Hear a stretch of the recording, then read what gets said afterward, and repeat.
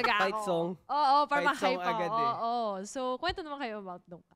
Siguro i-share muna namin kasi nung binubuo namin yung EP, Mm. syempre kailangan meron kang focus track, meron kang title track. So yung Dam is the title track. Parang it encapsulates the whole story of Yes. simula at wakas. Pero dito sa EP namin, talagang nagtatalo kami. Ano ba yung magiging focus track namin? Wala pa si Dungka nun, wala pa si Wala Dungka. pa. Parang 5 songs pa lang yung na-collate namin. Sabi, parang may iba na gusto yung time, may iba gusto yung quit. So marami kami kinonsult. Kasi iba, may isa natin kanta. Eton. Shooting for the Stars, Eton Ball. So, for us kasi naman, lahat naman malalakas na track siya. For us. Ako naniniwala ko na malalakas Actually, na track. malakas. Oo naman. Kasi, So funny, oo. Iba-iba rin sila ng genre, iba-iba Yes. rin sila ng Yeah. bato.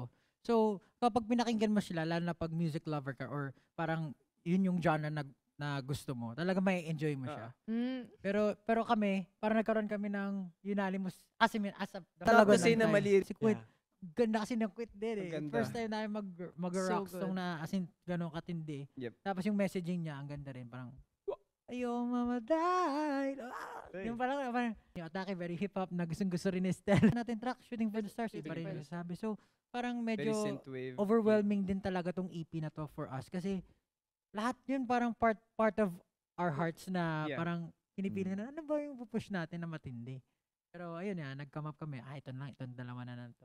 And I'm feeling ko naman, somehow, yun yung naging compromise ng lahat na, okay, Yeah. yun na yung gawin natin.